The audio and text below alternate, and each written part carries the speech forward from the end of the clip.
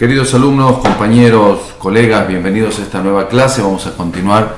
Ya habíamos hablado de la libertad de culto anteriormente. Quería concluir con algo más sobre este tema porque ha sido reciente, algo que habíamos dejado o que habíamos hablado, pero que estábamos esperando un fallo importante sobre lo que habíamos debatido al final, que es el tema de la educación religiosa en escuelas públicas. Finalmente habíamos hablado de algunos fallos, pero esperábamos un fallo trascendental de la Corte Suprema de Justicia de la Argentina en el amparo de la provincia de Salta sobre este tema, y la Corte Argentina hace unos pocos días nada más, con un voto mayoritario de 3 ministros, el doctor Lorenzetti, su presidente, la doctora Hayton, vicepresidente, el doctor Maqueda, y con un voto en contra del doctor Rosati, uno de los nuevos integrantes que tiene esta corte, decidió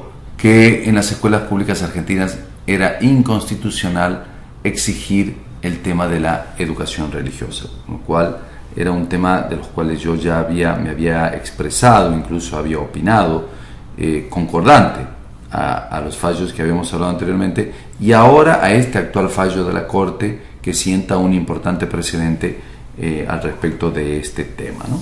Y sobre estos temas es que yo no voy a pedir exámenes ni nada por el estilo, sino que voy a pedirles, y agregando ahora lo que vamos a ver en esta nueva clase, que es la libertad de pensamiento y sobre todo la libertad de expresión, abocado a una experiencia mía de muchos años en el periodismo, a pesar de mi título de abogado y hoy magistrado.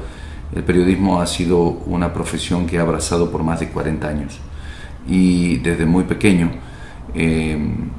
y también voy a pedirles que como examen, si quieren llamarlo así, o como definición de este curso, voy a pedirles que en 2 carillas, en lo que hablamos ya de la libertad de culto, me den su opinión, ya sea del tema que ustedes elijan. Uno es sobre el aborto, que nos hemos expresado, y otro es sobre justamente este tema, del cual damos por finalizado con este fallo de la Corte Nacional, de la Corte Argentina, que es sobre la educación religiosa en las escuelas públicas, ¿no? Eso sería interesante.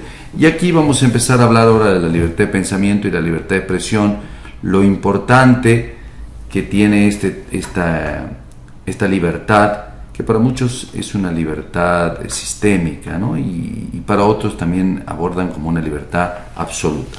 Pero empecemos leyendo lo que nos habla el artículo 13 de la Convención Americana de Derechos Humanos al respecto. Nos dice que toda persona tiene derecho a la libertad de pensamiento y de expresión. Este derecho comprende la libertad de buscar, de recibir y difundir informaciones e ideas de todo índole, sin consideración de fronteras, ya sea oralmente, por escrito, a forma impresa o artística, o por cualquier otro procedimiento de su elección. En su inciso 2 nos dice que el ejercicio del derecho previsto en el inciso precedente no puede estar sujeto a previa censura, sino a responsabilidades ulteriores, las que deben estar expresamente fijadas por la ley y ser necesarias para asegurar, en primer lugar, el respeto a los derechos o la reputación de los demás, o la protección de la seguridad nacional, el orden público, o la salud o la moral pública. En el inciso 3 nos dice que no se puede restringir el derecho de expresión por vías o medios indirectos, tales como el abuso de controles oficiales o particulares de papeles para periódicos, de frecuencias radioeléctricas o de enseres y aparatos usados en la difusión de información o por cualesquiera otros medios encaminados a impedir la comunicación y la circulación de ideas y opiniones. En el 4 nos habla de espectáculos públicos que pueden ser sometidos por la ley a censura previa con el exclusivo objeto de regular el acceso a ellos para la protección moral de la infancia y la adolescencia, sin perjuicio de lo establecido en el inciso 2 y sus 2 apartados.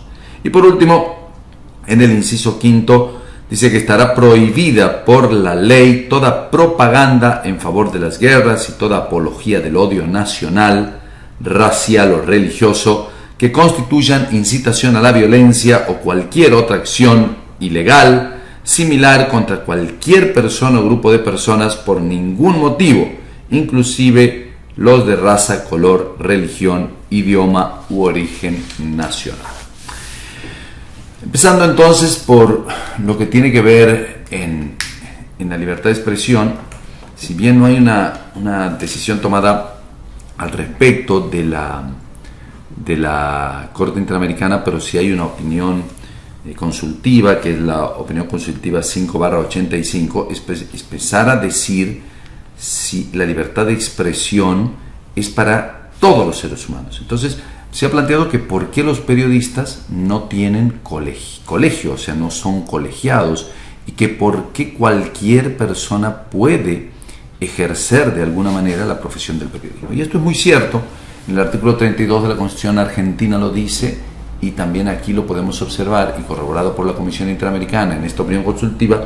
Ellos determinan que no se puede colegiar ni tampoco discriminar o determinar para una serie de personas, llámese ellos periodistas, licenciados en comunicación social o bien licenciados en periodismo, etcétera, etcétera, carreras universitarias que ya existen o algunas terciarias, que sean ellos los exclusivos de poder brindar o expresar sus opiniones a través de los medios de comunicación. Si bien es cierto que esto ha dolido mucho porque hay mucha gente que ha estudiado muchos años para el ejercicio de esta verdadera profesión tan digna y tan amplia, es que solo pueden agruparse en sindicatos y no tener como otras profesiones, tales el de la abogacía, la medicina, los arquitectos, etcétera, la colegiación y de tener su particular y propio grupo profesional. Esto tiene que ver con lo que hace al ejercicio de la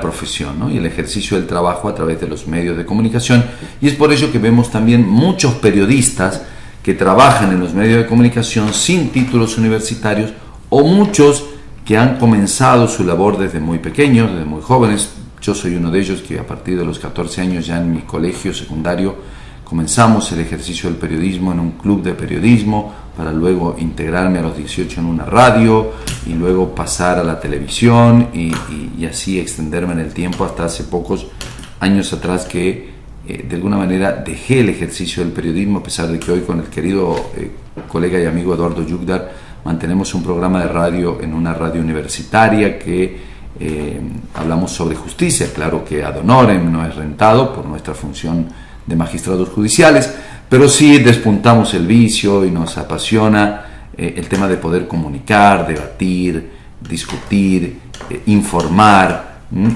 todo lo que hace al acontecer judicial y del derecho.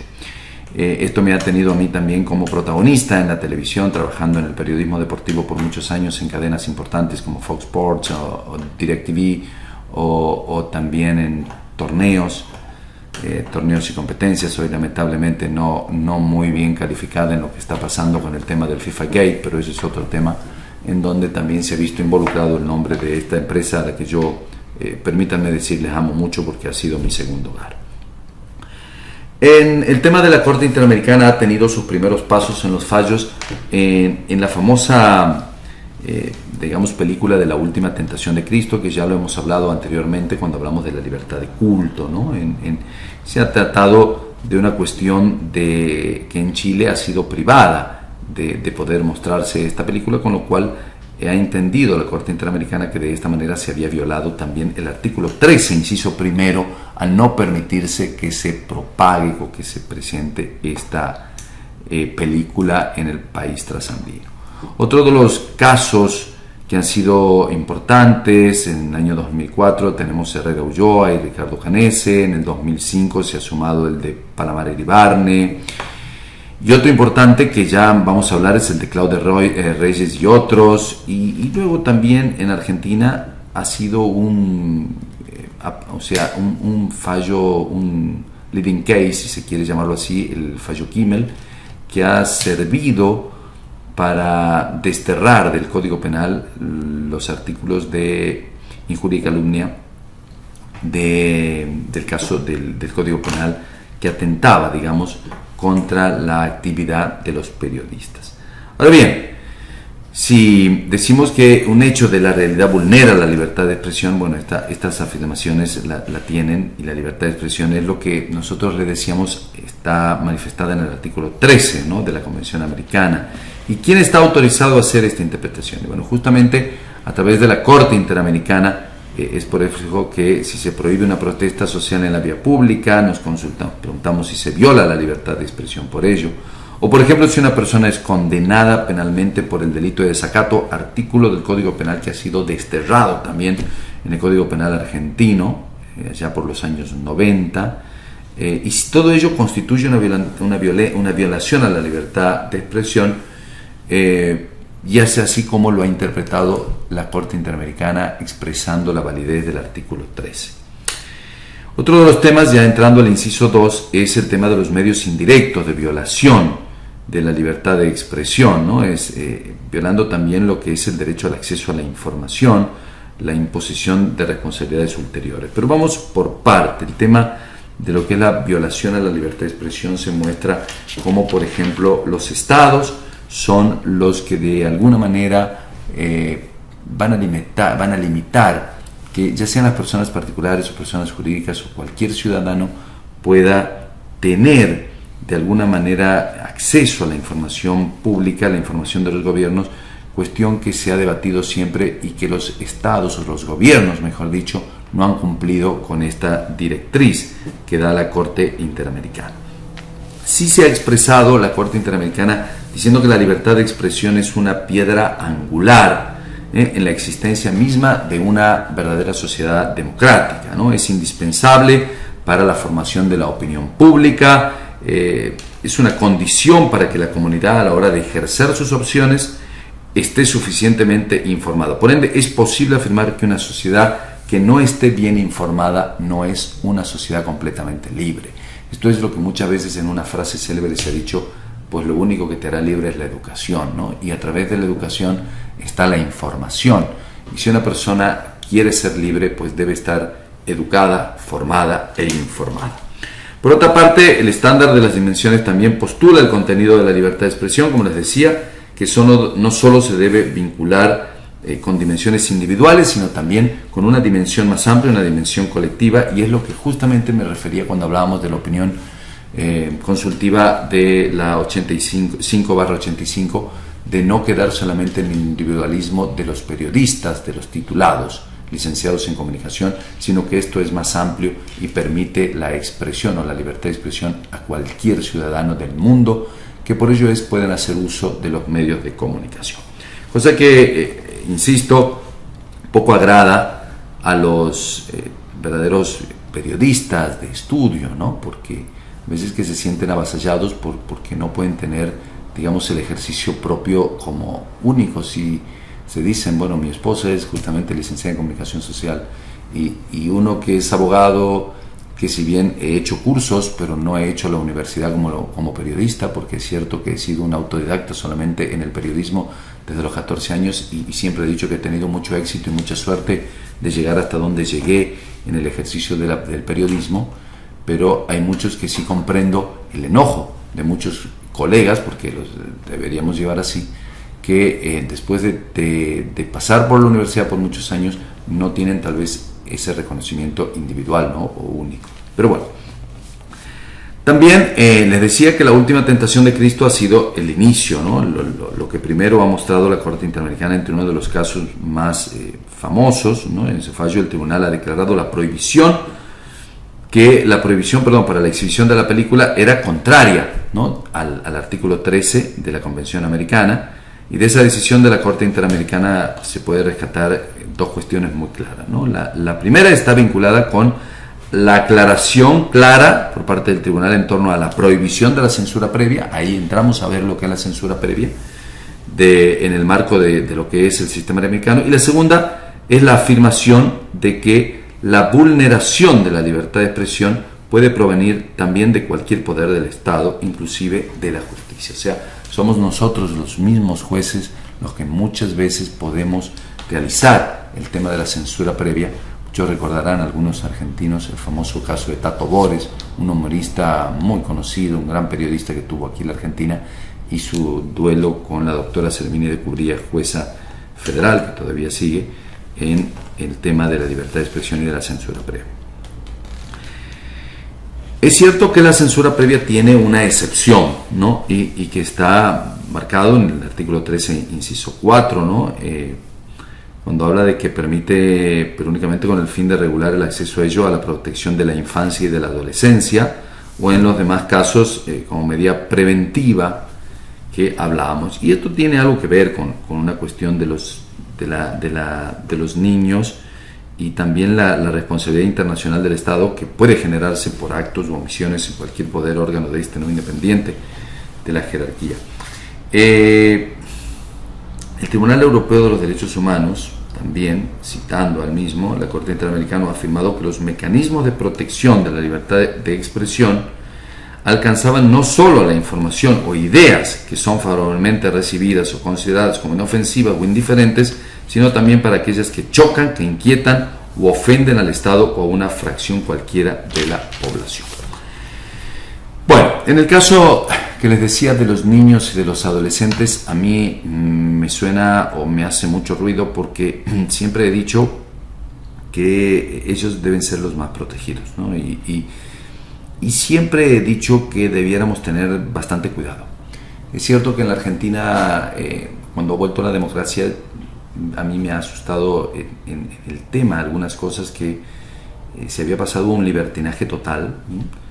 De poder ver muchas veces en las revisterías, que es cierto, muchas revistas con ciertas tapas de revistas con algunas cosas groseras o con cosas que niños no debieran ver, y que por eso después no es que se prohibió, pero sino que se indicó que esas revistas o esos periódicos debieran ir en una bolsita tapando tal vez las cosas obscenas que para los mayores no debieran ser tanto, pero sí para niños o adolescentes. O por ejemplo, yo cito también un caso, y esto lo pongo a debate y a discusión. Ha habido cuestiones que se han tratado con respecto a la ética, ¿no? En el tema de algunos programas de radio. Yo he discutido esto, de algunos locutores que, por ejemplo, en horas que no están limitadas, o sea, a plena mañana, 10, 11 de la mañana, escuchar a locutores o locutoras hablando groserías o malas palabras o obscenidades que seguramente un niño no debiera escuchar. Y que por ahí también para los grandes son desagradables. Pero, a ver, ¿cuál es la solución a esto? Porque si uno pone un freno estaríamos atentando contra la libertad de expresión, si se quiere, visto de esto. O estaríamos haciendo censura previa si le prohibiríamos decir lo que quiera, porque también existe, y lo dice el artículo 13, con respecto a la reparación posterior. Yo creo que ha habido multas, como también las indemnizaciones, y esto lo voy a tratar más adelante también, porque me ha tocado participar y vivir en mucho tiempo dentro de la televisión nacional e internacional y conocer de muchas producciones de programas sobre aquellos que son los programas chismosos o aquellos programas que terminan siempre injuriando o calumniando o hablando de alguien, en donde la indemnización que se termina luego pagando a esas personas están incluidas incluso en el presupuesto de la producción, están incluidos dentro del presupuesto de las propagandas, de las publicidades, porque saben que pueden tener algún conflicto posterior y que deberán hacer una reparación y que muchas veces no llegan a una sentencia, sino llegan a una mediación o a un arreglo, digamos, extrajudicial para darle una solución a esto. Pero ¿qué pasa cuando esto continúa y sigue y se sigue abusando? ¿Hay un freno a todo esto? ¿O realmente estamos censurando? Cuando también por otro lado parecería que nos están tomando el pelo o también se están burlando. Les hablaba de los medios indirectos de violación y en esto tenemos que ver el caso de Ibsen Bronstein, en donde se emitió un fallo. En dicha sentencia la Corte Interamericana abordó una situación de hecho. El artículo 13.3 de la Convención Americana dispone que no se puede restringir el derecho de expresión por vías o medios indirectos tales como el abuso de controles oficiales. Y ahí está la cuestión donde aparece el Estado. Esto ya volviendo a otra vereda. El Estado como, como un manipulador de la prensa, como directo manejador de periodistas o de empresas periodísticas, bajando líneas de lo que se debe decir, casi ordenando lo que se debe decir a través de los medios de comunicación, y si no lo fuera así, pues entonces tomando represalias, ¿no? Tomando algunas cuestas, como por ejemplo impedir comunicaciones o evitando que los diarios contengan papeles. Esto ha ocurrido aquí con el tema del monopolio de los papeles para ciertos diarios, ¿no? Como ha ocurrido un tema que se ha discutido mucho.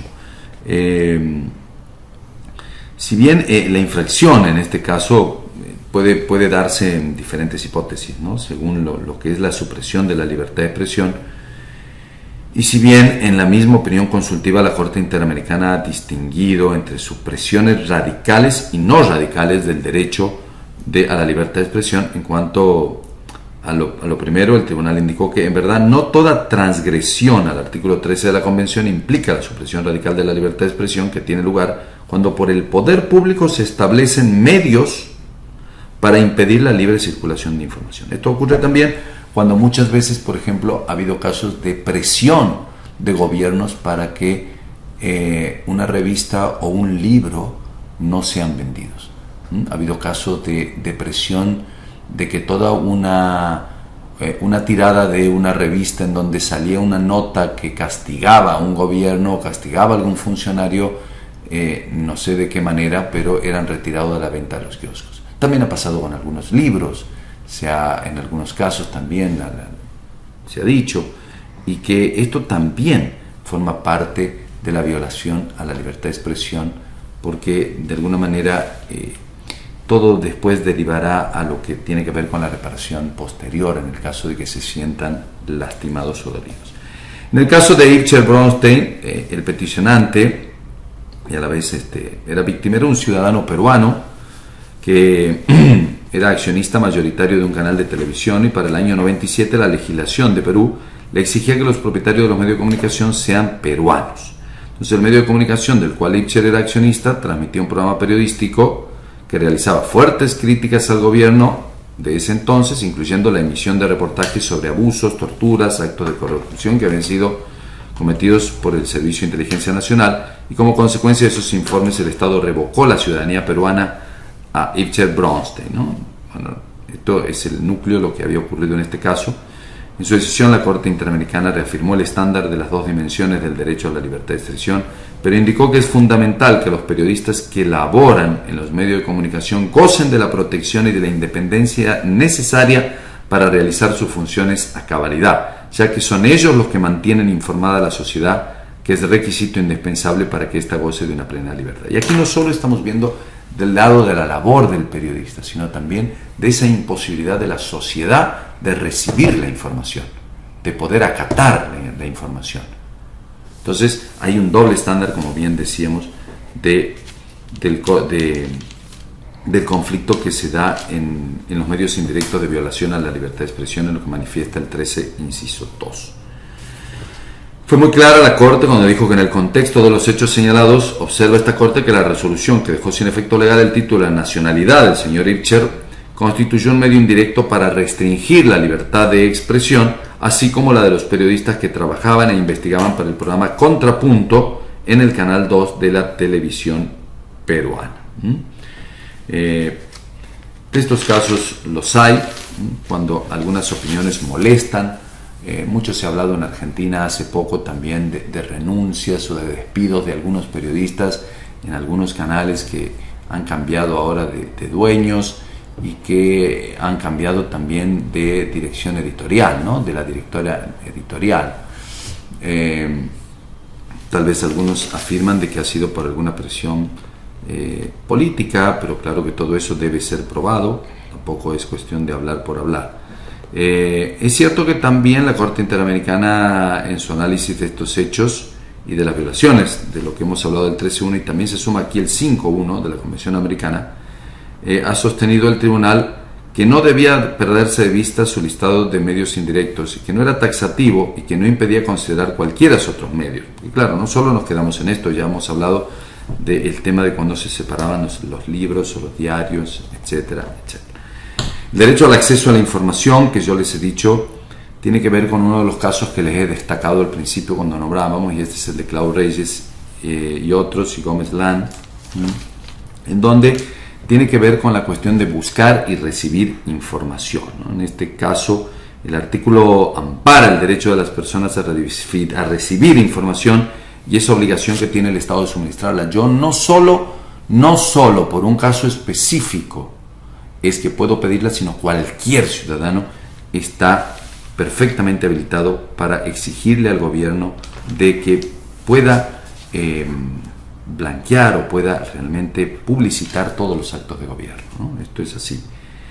Esto fue un caso, el de caso Clau Reyes. Habían solicitado a un ente de derecho público la información relacionada con un contrato de inversión extranjera que se había celebrado entre el Estado y 2 empresas extranjeras y una empresa chilena receptora con el fin de desarrollar un proyecto, ¿no?, de industrialización forestal.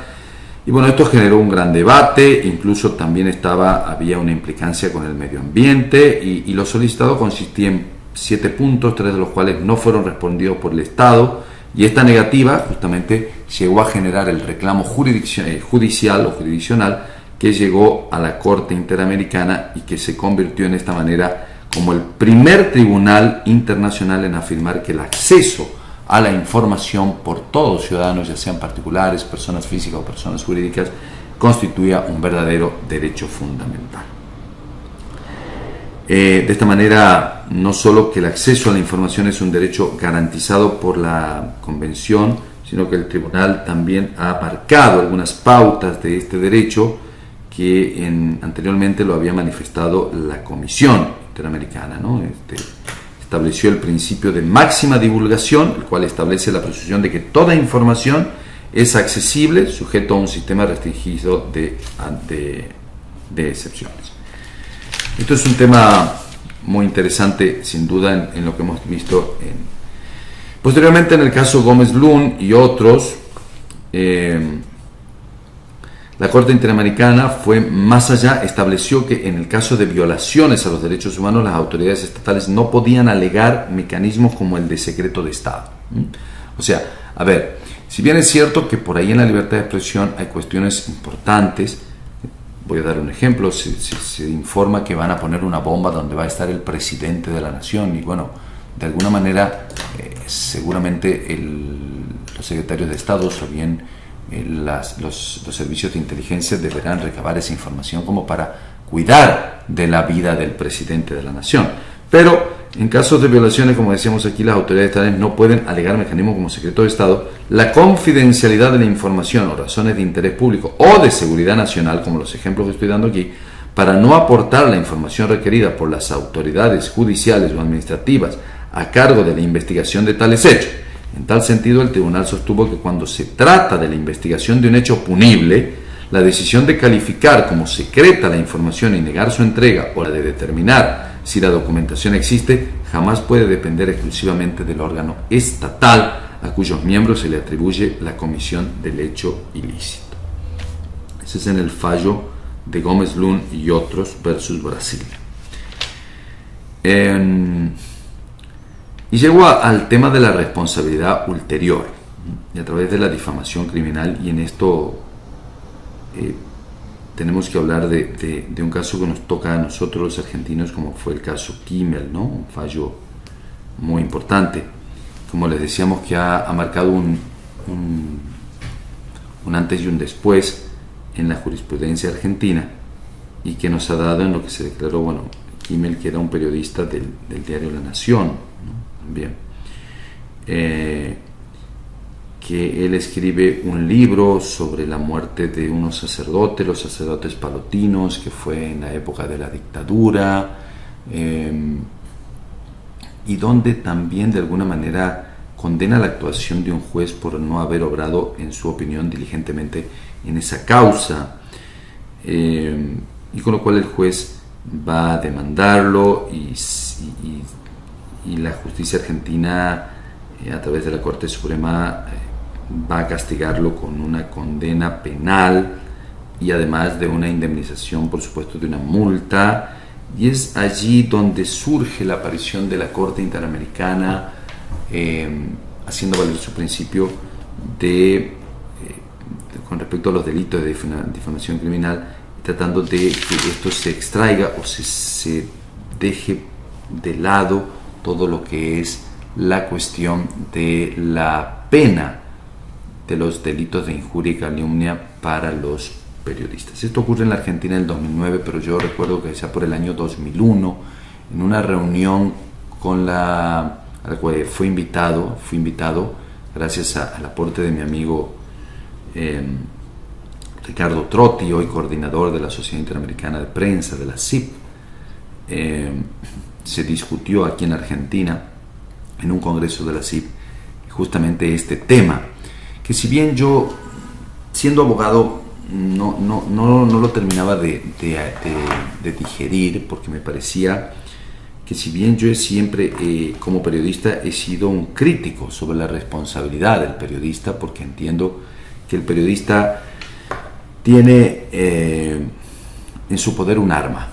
Siempre lo he manifestado y lo voy a seguir manifestando, amén de todo lo que he venido expresando y lo que dice tanto la Corte Interamericana y la Comisión Interamericana con respecto a la libertad de expresión.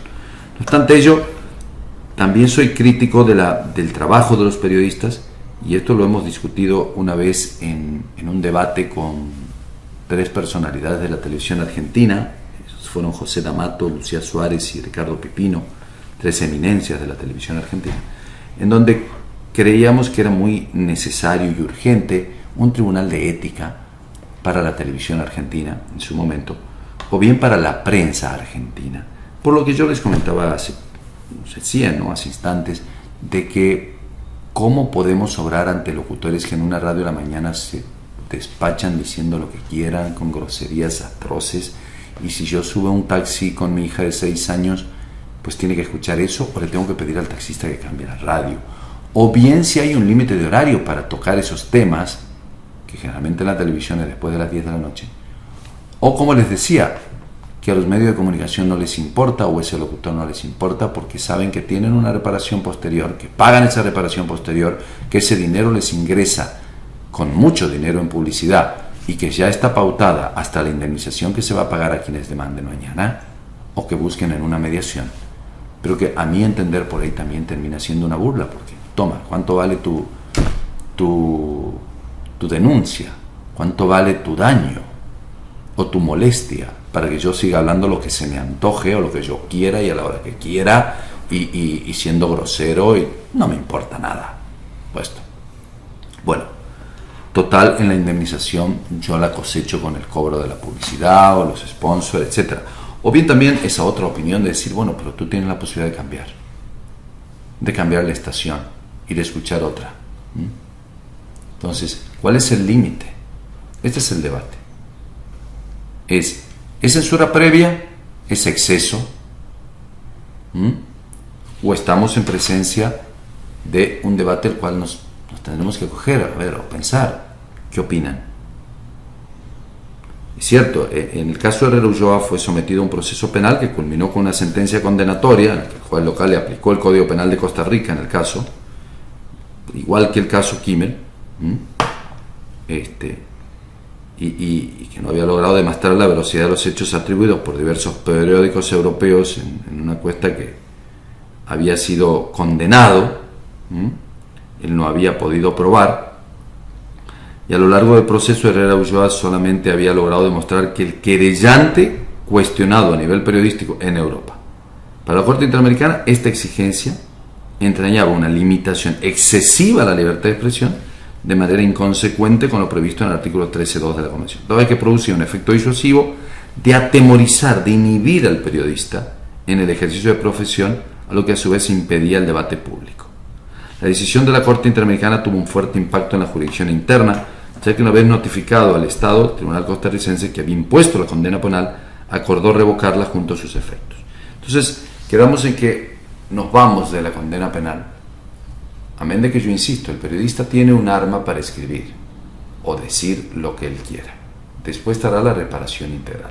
Y hoy, con Internet, la expresión de nosotros los periodistas se hace cada vez más amplia, porque antes podíamos tener un círculo reducido donde poder, tal vez el Pasquín, el diario, la radio del pueblo, pero hoy ya nos toman en todo el universo. Hoy con internet nuestros mensajes llegan a todo el universo. Yo creo haber contado la experiencia que me pasó una vez como periodista cuando expresé una opinión de un jugador de fútbol y luego me retracté porque para nada era lo que había dicho. Sí había habido una acción violenta de un jugador contra otro, pero yo lo había llamado criminal y claro, en otro país los padres de este jugador habían escuchado mi concepto y realmente les había causado un daño, era su hijo. Y para nada lo habían educado para ser criminal, y tampoco era lo que yo había dicho. Con lo cual creo que no se me cayeron los anillos, como lo dije anteriormente, para hacer un editorial en la próxima transmisión, pedir disculpas, porque para nada ese jugador era un criminal. Sí había sido demasiado violento. Yo creo que hasta rozaba lo antirreglamentario y podía constituirse en un delito de lesiones, pero más no un criminal, ¿no? Claro. En esto... Por eso yo hago siempre una salvedad con respecto al tema de los periodistas y me detengo en esto porque, a ver, yo siempre digo, y lo he vivido como periodista muchos años y realmente tengo muchos amigos periodistas, mis compadres, bueno, he trabajado tantos años en los 3 medios. El periodismo es una hermosa profesión, es una profesión apasionante, emocionante. Pero también es cierto que en el periodismo hay que buscar una verdad. ¿Y cuál es la verdad? A ver, leyendo a Nietzsche, uno va a decir que la verdad tal vez sea la mentira más eficaz, como decía Friedrich, ¿no? O bien también lo decía Nietzsche, la verdad es la hija del poder. O sea, lo que el poder me diga, esa es la verdad. O sea, ¿cuánto a los que por lo menos somos honestos, nos cuesta aceptar eso de que lo que diga el poder siempre va a ser la verdad? Cierto que la verdad para los cristianos será Dios, será Jesús, como dice, verdad, el camino. Pero en el concepto, el periodista siempre va a buscar una verdad.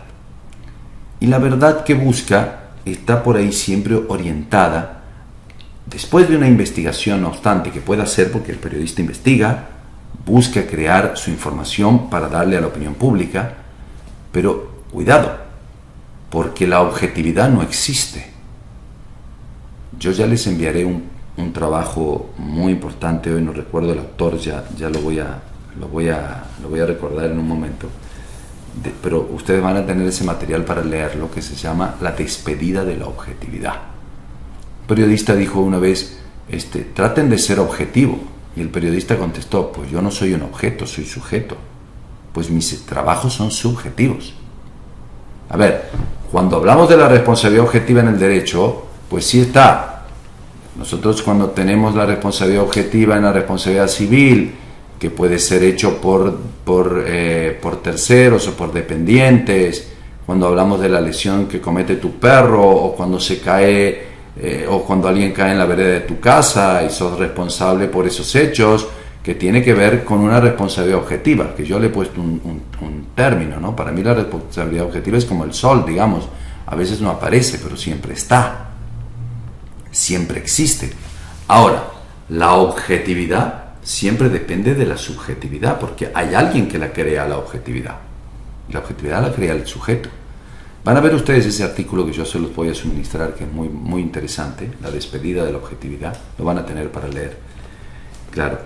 Y justamente un periodista realiza su trabajo a través de su investigación, pero con esa pizca de subjetividad que tiene en su pensamiento, en su ideología, hasta en su capricho, o bien en una bajada de línea que tenga del editorial del canal, diario, revista, radio a la cual trabaje. Entonces, cuando uno lee, cuando uno escucha, pues no es que se la debe creer toda, entera, como viene, sino que tiene que también analizar. Por eso la opinión pública es una especie de juez que analiza todos estos elementos. Yo los invito a que ustedes vean una película, como les di en la anterior en Libertad de Culto. La película se llama El caso Cristo. Una película que la van a ver en Netflix o está en Google o la pueden alquilar. Un hecho real en el diario Tribune de Chicago de un periodista que busca su verdad, que busca un caso, investiga un caso, pero él le va a poner su ideología, lo que él ya tenía en mente, lo que él ya creía y sostenía que debía ser así. Amén de que después el final dirá otra cosa, pero es muy importante que yo les pueda también comunicar esto, ¿no? Porque, por ejemplo, aquí se ha dado, bueno, en el caso, un caso importante del cual yo me he tenido acceso a un debate, ha sido el famoso caso Pando contra la revista Barcelona, aquí en la Argentina. La revista Barcelona es una revista de humor, de sátira, de la cual es muy linda, pero cosas de las cuales yo a veces no he compartido. Yo no he compartido, por ejemplo, soy muy católico y a mí no me gusta que mi líder, como el Papa, lo muestren en una tapa de esa revista con aritos, maquillado como, no sé, y pongan de título papaputo, con perdón de esta palabra. Una tapa. Está bien, no ha habido una acción colectiva de la feligresía católica para ello. ¿Entienden si esto es sátira o es divertimento? No lo sé. Lo cierto que sí, la revista ha recibido una condena de una jueza civil y luego ratificada por la Sala D de la Cámara Civil Nacional aquí en Argentina.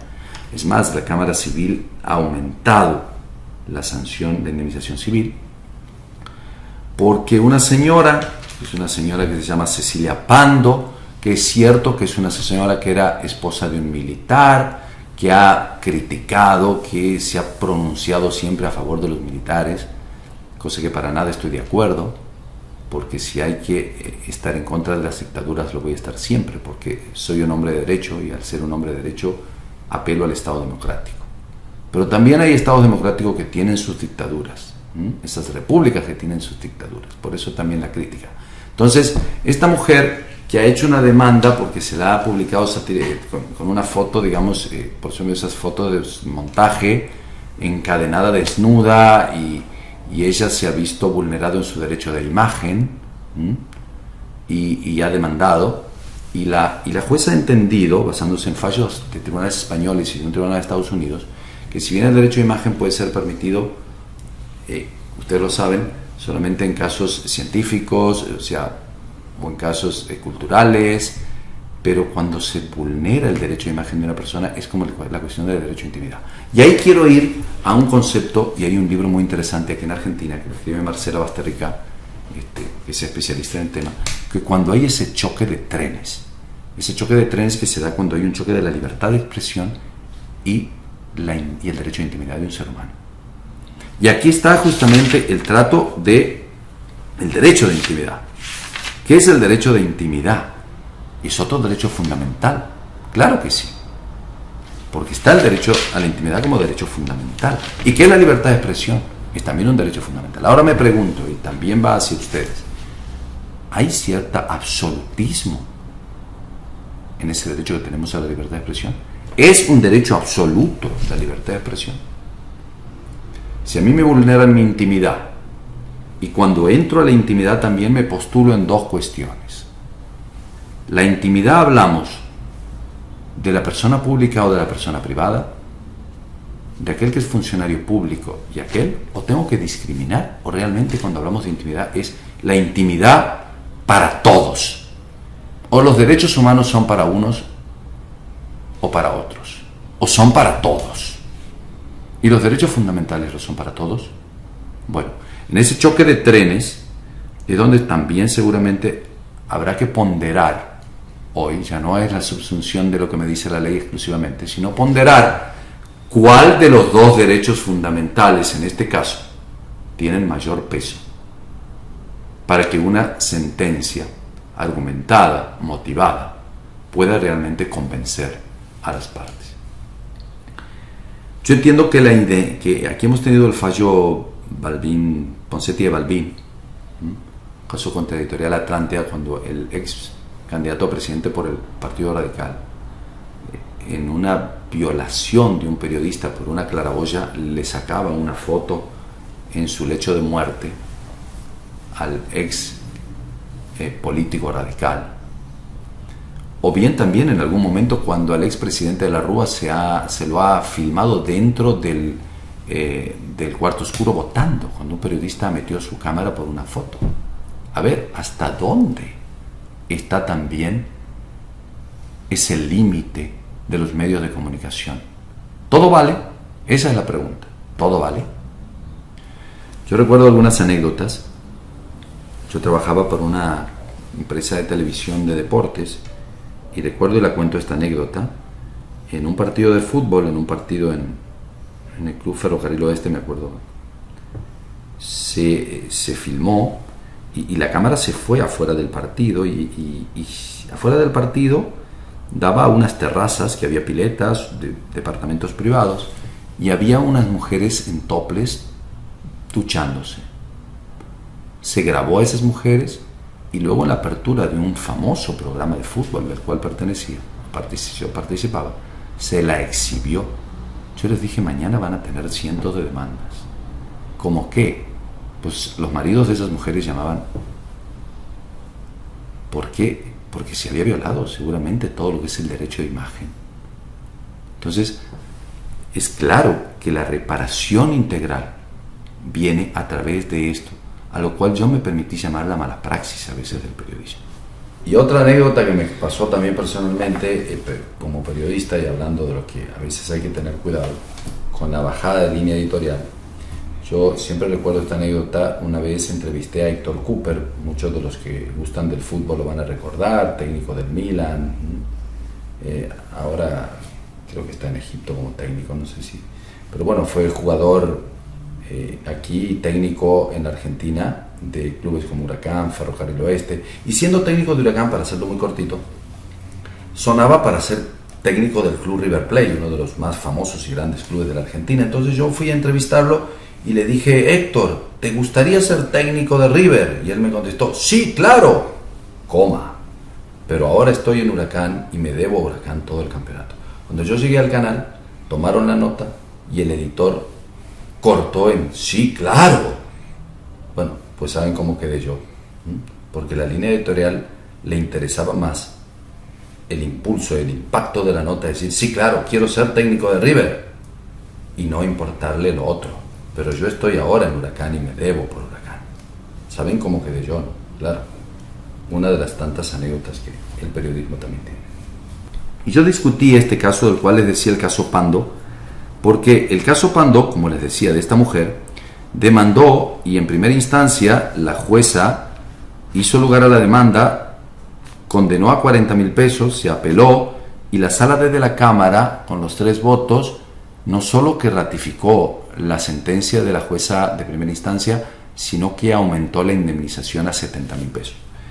Esto motivó de que la revista se sintiera dañada, y esto sí habla también la Comisión Interamericana con respecto a la proporcionalidad de la sanción en lo que hace a la indemnización. Yo estuve en el debate de ese primer fallo y lamento con mucho dolor, porque lo que les voy a contar es que quienes defendían en ese momento a la revista, nunca olvidaré que dijeron, pues ya educamos a los jueces de crimen, diciendo por el fallo Kimmel, cuando se sacó en aquel momento lo que es la penalidad del delito de indemnización y del delito penal, por ejemplo, de la sanción penal, como delito de injurias y calumnias para los periodistas. Pues ahora entonces deberemos educar a los jueces civiles, que son todos manejados por la Iglesia Católica. Eso fue un agregado que tuvieron. La verdad que yo me paré, pedí hablar y dije que yo era periodista. Me conocieron varios de los que estaban ahí, por supuesto, porque mi cara ha sido conocida en el ámbito del deporte, en el periodismo. Y también dije que hace 5 años era magistrado civil, que me dolía, digamos, ese concepto, porque a mí no me maneja la Iglesia. A mí me maneja una legislación, me maneja mis principios, los valores, una constitución fundamental y hoy una convención, pero también la ponderación y también mis elementos subjetivos con los cuales yo voy a valorar. Entonces, que para nada estaba de acuerdo y que por si molestaba, a mí me parecía que para nada tampoco el periodismo podía ser tan pluscuamperfecto y no cometer errores. Entonces le dije que a mí me parecía que un periodista, así como un médico, como un abogado, un ingeniero, un arquitecto, comete mala praxis. Yo creo que también el periodista comete mala praxis. Y es justamente en ese abuso, en ese exceso de la libertad de expresión, que lleva, por cierto, luego a lo que bien nos dice el artículo 13, que es la reparación posterior. Entonces, terminamos en alguna broma, porque yo les dije, bueno, pues si no les gustan los fallos de los jueces civiles, crean un fuero, pues crean un fuero de la libertad de expresión, o los fueros de los medios, ¿sabes? Yo estoy creando, o tengo un proyecto para crear los fueros del derecho del deporte, de la justicia del deporte, que ya existe. Hay países como Brasil que lo tienen, otros como lo tienen como tribunales arbitrales. Bueno, crean el fuero de los medios, si no agradan los fallos de la justicia civil. Pero entiendo esto desde el punto de vista también de lo que yo les decía en el accionar muchas veces de la prensa. Esto no quita a que también seamos respetuosos de la libertad de expresión, a que no censuremos. Está bien, se podrá expresar, pero también cuando ha habido violaciones a derechos, cuando a través de ese derecho de la libertad de expresión se ha violado, se ha lastimado, pues la justicia debe actuar para ello. Y por eso es que está también dicho. Y el artículo 14, que también es muy claro, continuando esto, dice que toda persona afectada por informaciones inexactas o agraviantes emitidas en su perjuicio a través de medios de difusión legalmente reglamentados y que se dirijan al público en general, tiene derecho a efectuar por el mismo órgano de difusión su rectificación o respuesta en las condiciones que establezca la ley. El ítem segundo dice: en ningún caso la rectificación o la respuesta eximirán a las otras responsabilidades legales en que se hubiera incurrido. Estamos hablando de la reparación posterior. Para la efectiva protección de la honra y reputación, toda publicación o empresas periodísticas, cinematográficas, de radio o televisión tendrá una persona responsable que no esté protegida por inmunidades ni disponga de fueros especiales. Ha habido una opinión consultiva, la del julio del 86, también, que se ha referido a esto, y acá le llamamos la réplica, también se la llama rectificación o respuesta. ¿Qué significa la rectificación o respuesta como derecho? Es una verdadera garantía. O sea, además de la reparación, está esa verdadera garantía. Lo importante es que esa verdadera garantía, que cuando se nos ve a nosotros vulnerados en nuestros derechos o en nuestra imagen, que hay mucha gente que es injuriado o calumniado, y en esto yo discuto mucho, y va a haber otro debate que también les propongo, que es el tema del actual malice. Muchos saben a qué me refiero cuando hablo de la real malicia, el estándar norteamericano que sugiere, cuando hay personas públicas o populares, que deba probarse que realmente en esa crítica realizada haya habido mala intención. Yo no me convence para nada el estándar del actual malice, nunca me ha convencido hasta el día de hoy, porque realmente creo que es demasiado difícil probar esa mala intención. ¿Cómo pruebo la malintención personal, particular, de un periodista para agredir a un sujeto cualquiera, sea este? Y sobre todo si es funcionario público.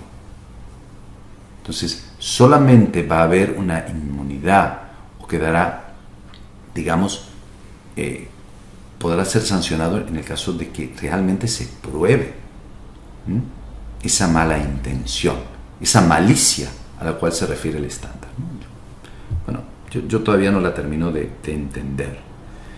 Sí es cierto que a través de ese estándar también se ha surgido que los medios de comunicación, tal vez por temores, como habla también en los comentarios de la Convención Americana de Derechos Humanos con respecto a los periodistas, se ha empezado a usar los conceptos de los verbos no en afirmativo, o sea, no siendo contundentes, sino también dejando la posibilidad de que hubiera ocurrido, ¿no? Así tenemos el caso Jampillay, en donde se utilizarían siempre el habría, podría, o sea, nunca dando la certeza. Con lo cual esto, a la hora de la demanda, como no hay tanta consistencia en la información o no hay realmente una verdadera certeza, bueno, esto hace que de alguna manera el periodista o el medio de comunicación pueda resguardarse de la demanda en el caso de una información que sea inexacta, que esa es la verdadera palabra con la que se usa, una inexacta. Y que es ahí donde se va a pedir la réplica, la rectificación o la respuesta, que si bien era incompatible con la libertad de prensa, porque se entendía que esto también era censura previa, porque la réplica, el derecho a réplica, era considerado también parte de la censura previa. En los Estados Unidos ha sido muy difícil y por una legislación en Florida prácticamente no se utiliza el derecho de réplica. Uno de los argumentos más sólidos para la tesis negativa justamente de este derecho de rectificación, y aquí cito un caso, que fue por la sentencia de la Corte Suprema de los Estados Unidos, que se pronunció en el 74, en el caso Miami Herald, en el Publishing Company Patrick Tornillo, donde se declaró la inconstitucional al derecho a réplica, el right to fair play, instrumentado por una ley del Estado de Florida. Sin embargo, el vigor de dicho fallo es discutido por referirse al ejercicio de derecho de réplica por parte de candidatos y durante procesos electorales en temas de propaganda. También se ha apuntado que el derecho de rectificación o derecho de respuesta programado por la Convención Americana de Derechos Humanos tiene una filosofía, un sustento y alcances muy diferentes al diseño de la ley del Estado de Florida en los Estados Unidos, que no media en el derecho norteamericano una tutela al honor personal frente a la prensa y que la protección de los individuos en todo caso es frente a una acción del Estado.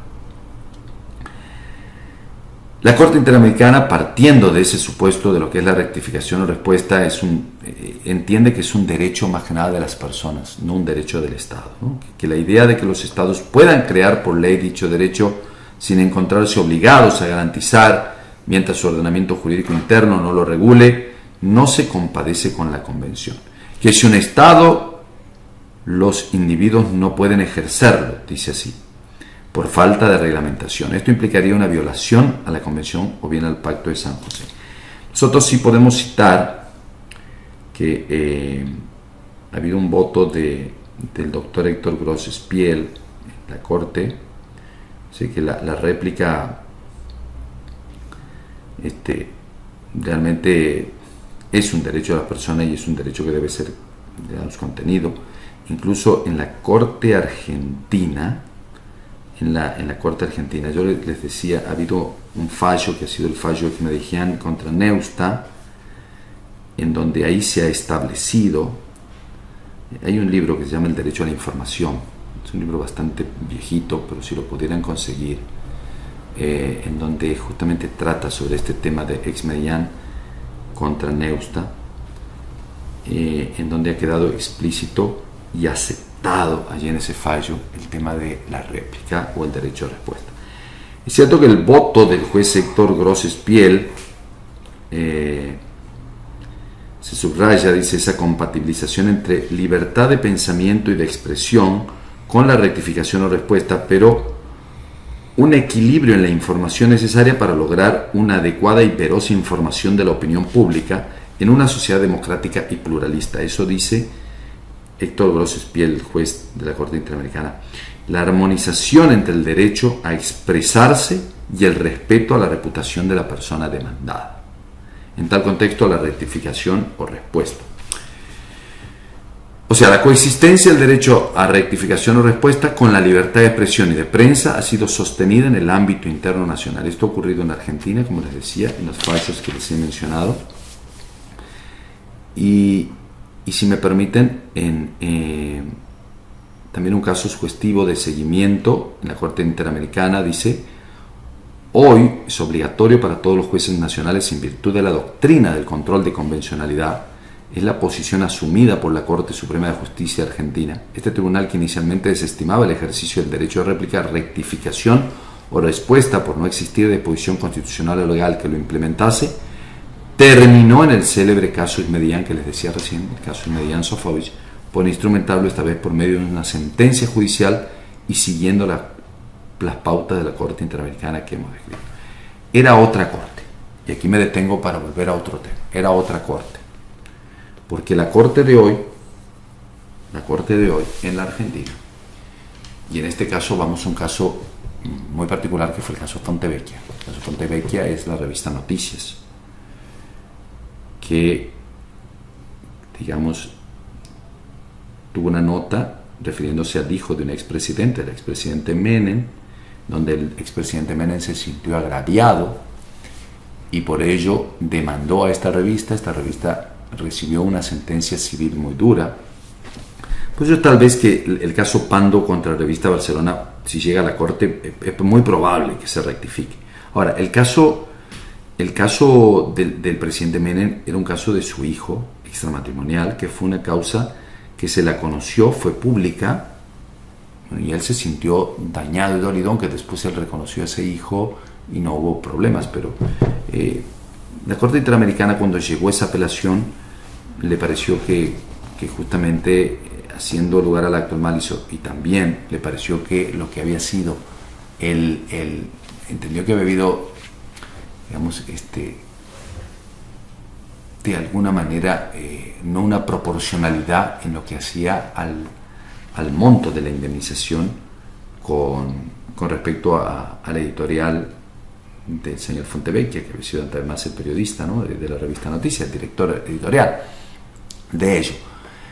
Pero en la Argentina la Corte Nacional se negó, digamos, a aplicar este principio, esta actual Corte, y de esto yo los invito a ver el artículo del colega y amigo, el doctor Eduardo Yuktar, que es imperdible sobre este tema, valiosísimo, que también sumo a la lectura de ustedes, porque realmente no tiene desperdicios.